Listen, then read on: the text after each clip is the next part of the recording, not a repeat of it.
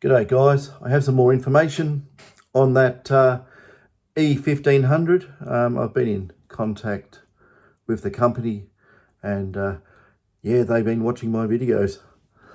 Anyway, I've had a few back and forths.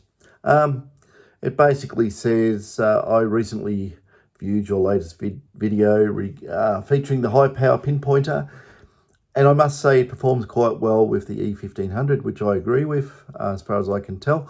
Based on my own experiences, I've observed that coils lacking epoxy to secure the winding tend to exhibit quicker drift in the non-motion pinpoint signal compared to those with epoxy. I can understand that. My hypothesis, while not definitive, suggests that without a secure hold, the winding's shape can easily deform. Absolutely.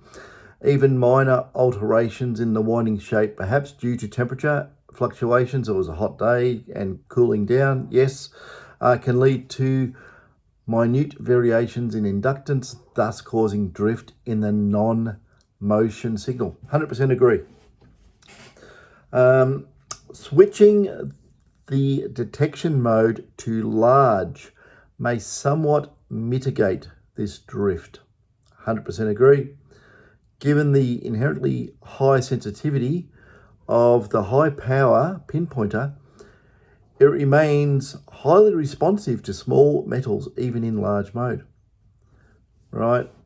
During air tests in pinpoint mode, my typical procedure involves pressing the retune button to reset the threshold, yes, positioning the target directly above or below the center of the coil and maintaining its position without movement, since pinpoint mode is non-motion, which basically means you don't swing the coil. There's no need to move the target for detection. And 3, reading the target ID. Okay, so you just move it in the center and see what it says. I aim to complete this process within a few seconds to minimize the impact of non-motion signal drift. 100%. For field tests in pinpoint mode, my approach is as follows. Moving the coil away from the target and placing it on the ground. Then pressing the retune button to reset the threshold, sliding the coil along the ground surface until the target is beneath the center of the coil, and then reading the target ID. Again, the goal is to keep the process brief. And I can understand that too, because threshold drift may give a different indication of what the target is. So we'll take that into account. In any case, it is essential to ensure the detector calibrates the pinpointer as indicated by the ready to detect prompt on the screen.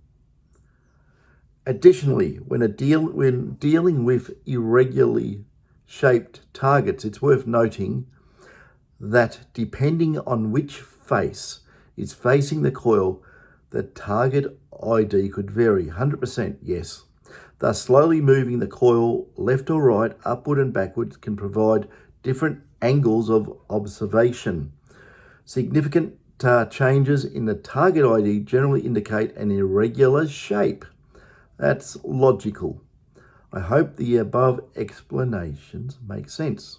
Best regards. And yeah, that's interesting, isn't it? An irregular shape object. So imagine if you had something and it was fairly all over the shop number-wise, it might be an irregular shaped gold nugget. But you'd want to be in the ballpark for gold. Anyway, that's just something that's been pointed out. We've got a string of communication going on here. I don't think there's anything else technical, or there is, but yeah, basically they've got no stock, and they're arranging stock. So that's where it is at the moment. So if you want one, you have to sort of wait a little bit. You could probably go onto their website, which is algoforce.com.au, and you know, something there. Put down your name.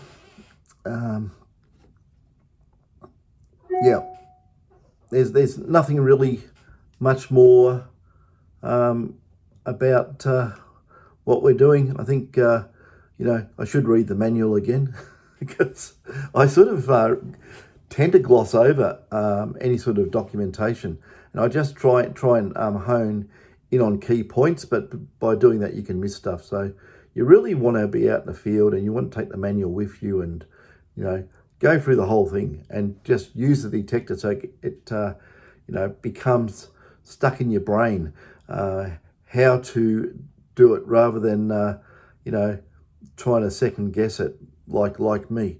Yeah, and the thing too, I'm so used to detectors where, you know, you pump the coil up and down on the ground, and you know, for your ground balance. And then I got the GP-ZZ and 7000.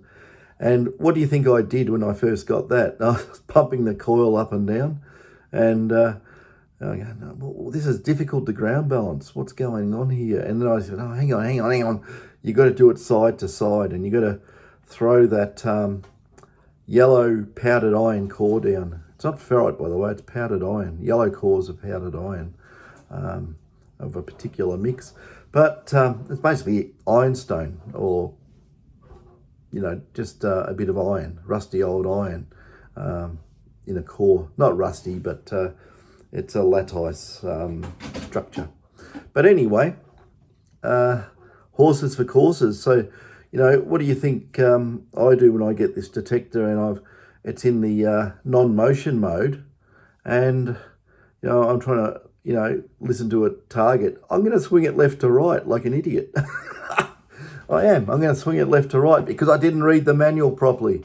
So yeah, you got to center it in the coil, put it on the ground, get the target in the middle, and then see what the numbers say. So that makes sense.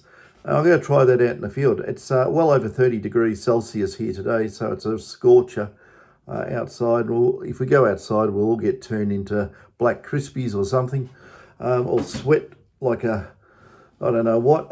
So I'm not going out again. I'm going to be in the workshop. I've got these damn GPXs I've got to finish off.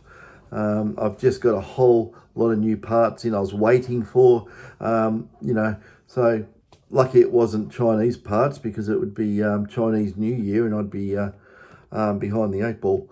So these all came in, and we're in business with that. That's that. I thought I'd just point that out about the pinpointing, you know.